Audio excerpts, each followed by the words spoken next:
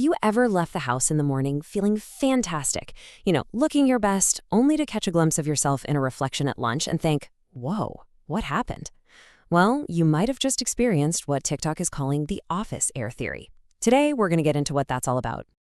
It is such a relatable feeling, isn't it? You start your day feeling sharp, put together, ready to go, but then, a few hours later, something's off. You just don't look or feel quite as fresh. And it turns out millions of people feel the exact same way. And now, they've given it a name. And this is the TikTok that really kicked the whole thing off. The creator, Noah Donlan, just perfectly nailed that midday slump feeling. And her description, it resonated with so many people, pretty much coining the term for this, frustrating daily transformation. Okay, so what is actually going on here? Let's break down what this whole office air theory is really all about. So the theory in a nutshell is this. It's the idea that your work environment itself, the air, the lighting, the whole vibe, is basically sabotaging your appearance. It's causing you to look tired, greasy, and just kind of worn out by the afternoon. And this really shows you that before and after. It's a pretty stark contrast, right? You walk in, fresh-faced, clear skin, great hair, and then, boom, a few hours later, you've somehow transformed into this tired, puffy version of yourself.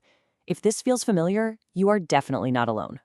And that brings us to the big question. It's a really compelling and relatable idea. But is the air itself the one and only villain in this story? Science suggests it might not be quite that simple. The truth, as it usually is a little more complicated. Office air theory is basically a new, catchy name for a bunch of factors we've actually known about for a while.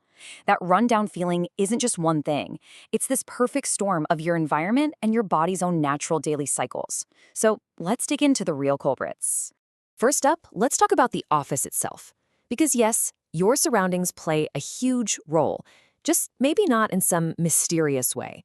There are some very real, very tangible things at play here. Just think about it for a second. The office AC or heater, it's constantly sucking moisture out of the air, and that means it's drying out your skin and hair too. Then you add in poor ventilation that traps dust and allergens, plus indoor pollutants from things like carpets, printers, you name it. It's a recipe for feeling and looking drained. And that's not even getting into the constant eye strain from staring at a screen under fluorescent lights all day. But the office environment is only half the equation. The other half of the story is what's happening inside your own body. You go through these natural cycles every single day. And guess what? A lot of those changes just happen to hit their peak right around mid-afternoon. So for example, your skin is just naturally programmed to produce more oil as the day wears on. If you forget to drink enough water, dehydration starts to set in, which makes under-eye circles and puffiness way more obvious. And let's be real. After hours of focusing and dealing with work stress, you're just gonna be more tired. And when we're tired, we tend to rub our eyes or touch our face more, which just messes up our makeup and hair. Now, this is where the conversation gets a bit more serious, because the office air feeling isn't just about looking a little run down.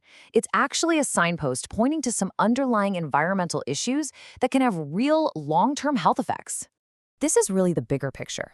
Being exposed to those indoor pollutants day in and day out can lead to things like respiratory issues or chronic sinus problems. Spending all your daylight hours inside can seriously mess with your body's natural sleep-wake cycle and lead to a vitamin D deficiency. And we all know that sitting for 8 hours a day can create a whole cascade of problems with posture, circulation, and joint health. So after hearing all that, what can you actually do about it? Well, the good news is you are not powerless here. There are some really concrete steps you can take to fight back against the office environment and your body's natural afternoon slump.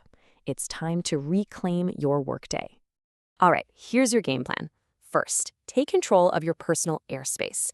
A small HEPA filter on your desk can make a world of difference, and just keeping things dust-free helps. Second, make it a non-negotiable to get up, drink water, and actually step outside during your breaks. Third, protect that skin. A good moisturizer creates a barrier. And yes, you should wear sunscreen even indoors to protect from window and screen light. And finally, give your eyes a break. Look up the 20-20-20 rule. It's super easy and really helps with eye strain. So it all comes down to this.